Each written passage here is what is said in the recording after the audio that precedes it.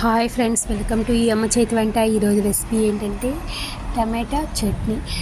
ఈ చట్నీ అయితే ఈ స్టైల్లో వచ్చేస్తే 2-3 డేస్ కూడా అయితే ఉంటుంది. ఈ చట్నీ ఇడ్లీ, దోశ, పూరి అన్నంలోకి అయితే వేడివేడి అన్నంలోకి అయితే చాలా అంటే చాలా సూపర్ టేస్టీగా ఉంటుంది. అంత టేస్టీ సూపర్ అయిన చట్నీ ఎలా చేసుకోవాలో ఈ వీడియోలో అయితే మనం తెలుసుకుంటామండి.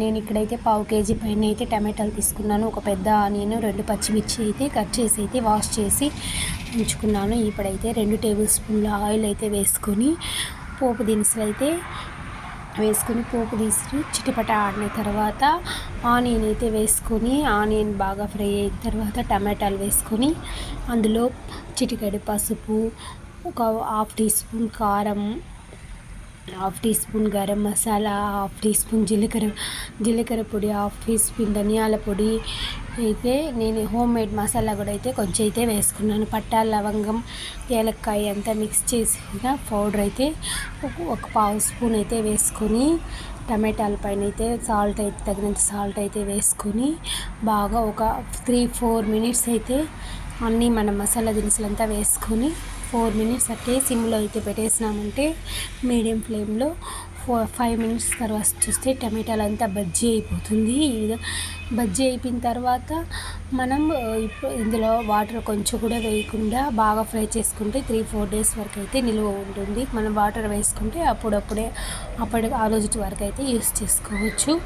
ఈ చట్నీ అయితే పూరీలోకి అయితే చాలా సూపర్ టేస్టీగా ఉంటుంది. ఇడ్లీ, దోశ మనం ఇంట్లో కూర వండని ఎక్కువ సమయం లేనప్పుడైతే ఇలాంటి కూరలు చేసుకుంటే ఈ టమోటా కర్రీ అనేది చాలా అంటే చాలా టేస్టీగా ఉంటుంది. ఇందులో మనం చికెన్ కర్రీకి వాడే మసాలా గ్రేవీ అన్నీ వేసినాం కాబట్టి టేస్ట్ అయితే సూపర్గా అదిరిపోతుంది. అంత టేస్టీ అయిన ఈ కర్రీని చాలా ఈజీగా ప్రాసెస్లో చిన్నపిల్లలు కూడా, బ్యాచిలర్స్ కూడా, వంట రాని వాళ్ళు కూడా ఈజీగా అయితే చేసుకోవచ్చు. అంత టేస్టీగా ఉంటుంది. ఈ వీడియో నచ్చిందంటే మీరు ఒక లైక్ చేయండి. మీ ఫ్రెండ్స్ అండ్ రిలేటివ్కి షేర్ చేయండి. మన ఛానల్ని సబ్స్క్రైబ్ చేసుకోండి. Thank you for watching.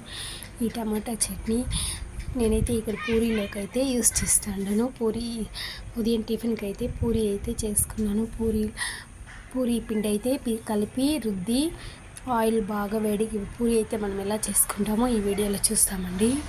మైదా పిండి అయితే ఎక్కువ వాటర్ వేయకుండా బాగా పిసుక్కొని ఇప్పుడు ముద్ద అయిన తర్వాత కొంచెం ఆయిల్ వేసి బాగా ముద్ద చేసుకున్నామంటే గిన్నెలో పిండి ఏది మిగలకుండా ముద్ద అయితే అయిపోతుంది. ఇప్పుడు మనం కొంచెంగా ఉండలు చేసుకొని ఈ చట్నీతో సర్వ్ చేసుకుంటే సూపర్ టేస్టీగా ఉంటుంది. టేస్ట్ అనేది వేరే లెవెల్లో అదిరిపోతుంటుంది. పూరీలు అయితే ప్రతి పూరి పొంగాలి అంటే మనం ఒక చిన్న టిప్ అండి, అందులో కొంచెం పంచదార వేసి కలుపుకుంటే పూరి అనేది బాగా పొంగుతుంది.